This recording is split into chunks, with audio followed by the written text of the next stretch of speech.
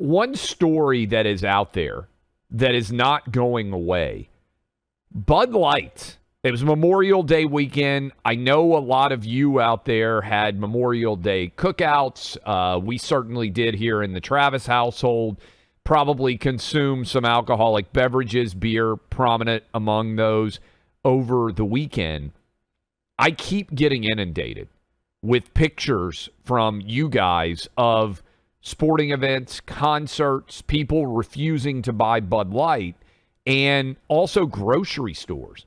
And Buck, over the weekend, it got to the point where in many parts of the country, and I know a lot of you probably saw this if you went into your grocery stores to buy things over the weekend, they were giving away Bud Light.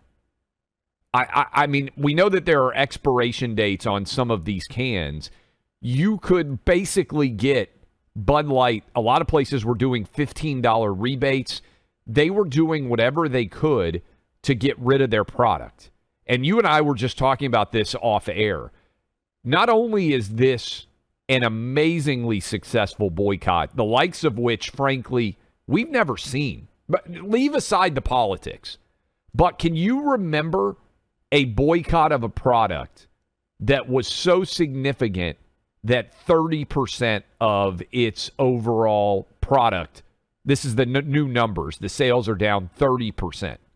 You know, when you think about how boycotts generally work, they're supposed to show a portion of the consumer base no longer will buy a product for the following reason.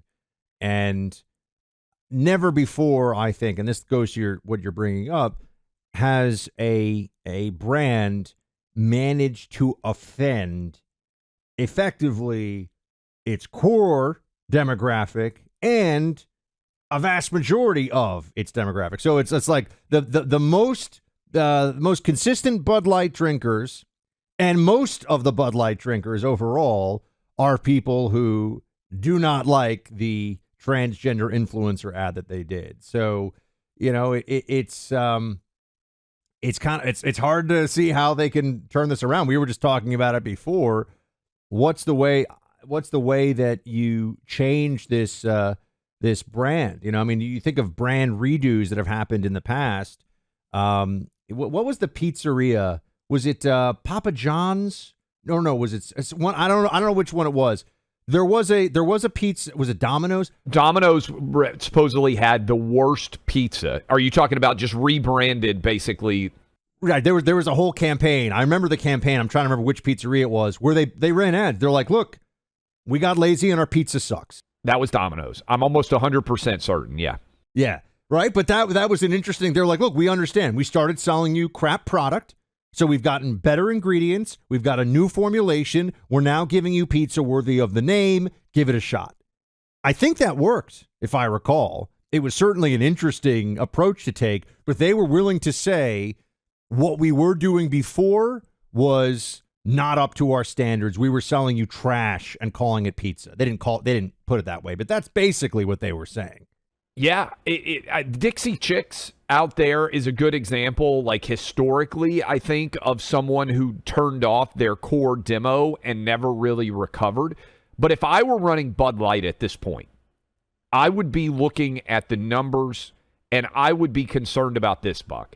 A boycott is one thing because over time, people can forget about a boycott. What has happened now with Bud Light is basically if you drink a Bud Light, you are a pussy willow, right? You got to be careful there. Like, you are being insulted. Oh, you're the kind of guy who drinks a Bud Light. Now, you don't even want to be seen holding one, Buck. Yes. I mean, well, it's turned into a national joke. I just checked because I was curious because I had some memory of the Domino's. The first thing that comes up when you Google this online is the store behind Domino's "We're Sorry for Sucking" campaign. But then all the articles assessing it are miracle turnaround, revitalized its failing brand. You know, it worked. But this is why I'm bringing it up. Honesty with your consumer can be a magnificent thing, can have a real cleansing effect, can really, can sort of cast out some of the cobwebs, can make things better. Bud Light has not had that with its audience.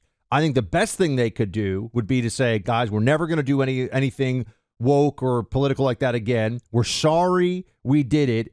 And, we all agree and, make a joke of it, lean into it a little bit and make it okay again. If they could get Bud Light drinkers to laugh with the brand instead of at the brand, I think that's the only way you could turn this thing around. I talked about, you were there when I did the experiment about the fact that guys don't even want to be seen as having a Bud Light. I'll give you another story. I was at a Memorial Day cookout. Only beer that wasn't there was Bud Light. One of my neighbors was telling a story about another neighbor. We have the recycling bins. Don't get me started, Buck. You and I are on the same opinion on recycling. Total waste. Total waste of time, everybody. I've been saying it for 20 years. My wife is on me all the time about the fact that I won't distinguish between what I put in the recycle, whatever. So another neighbor was telling a story. He sometimes will put some of his stuff in the recycling bin. And right after the Bud Light story, one of my neighbors was not really committed to light beer. And I think this is a big part of this, right?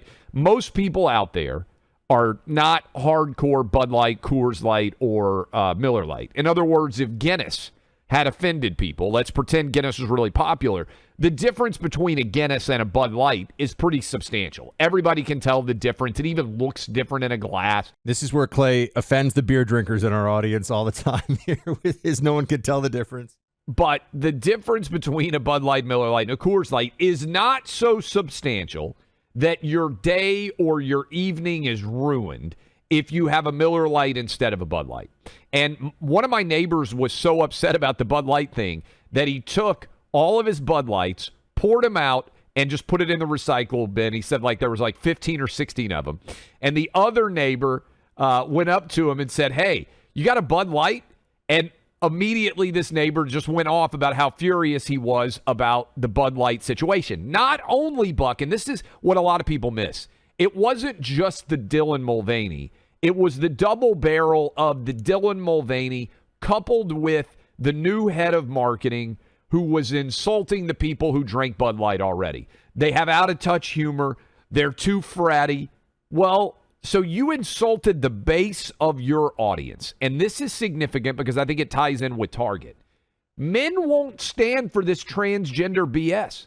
Men just say, screw it. We actually feel bad for women who are pretending to be men. We're like, yeah, you're not going to be as big and strong and fast as an average man. You're kind of, if you're a woman pretending to be a man, let's be honest, you're probably a puny man. And we just kind of feel sorry for you.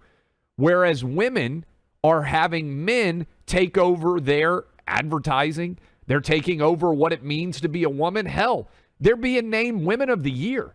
Buck, there's no Man of the Year that used to be a chick. And so men just stop buying it. And the only way, to your point, that I think that Bud Light can come back is to actually say, we apologize, we screwed up, and just own it and directly address it, which they haven't been willing to do so far because I think they're afraid of being called anti-LGBTQIA, whatever the heck it is. Yeah, I also think that for a lot of conservatives, there's a gut check moment. To your point about the differences in the beer, and while I like to make fun of you antagonizing the true beer connoisseurs, the beer aficionados being able to tell. If you're a true beer connoisseur, you're not drinking Bud Light in the first place. Let's be honest. Fair point, I guess. But there's drinking a beer brand that you're used to, and then there's where do you go to buy most of the stuff for your household in a given week? I think for a lot of the people listening, maybe it's Walmart, but maybe it's Target. Right? Women, it's Target. It's Target. My wife loves Target. Not going to lie. She loves Target. She goes to Target all the time, likes to get stuff at Target. And I told her recently, I said, honey, we got to stop doing that. Well, now you're talking about driving. What'd she say? What'd she say? She's laid off the Target recently. She's laid off the Target. Of course, now I'm just buying more things online. But see, this is the problem. You need to have the infrastructure of choice in place because if you're going to stop buying from Target, but then all of a sudden you're just getting it from Amazon, have you really made a change in terms of what you're supporting, the politics you're supporting? It can become complicated. So a beer brand, I'm just saying, this is, for me, this is like the table stakes of the right is willing to do something. Are we willing to do more about Target? Are we willing? Disney Plus, to be fair, I think a lot of people, I was canceling. Now, granted, I I was, mooching off of somebody else in my family's Disney Plus, but we made a decision to cancel Disney Plus when they fired Gina Carano. But I wonder if people are going to stop shopping at Target for a while to really get the message across. It's a lot tougher to stop shopping at Target than to switch from Bud Light to Miller.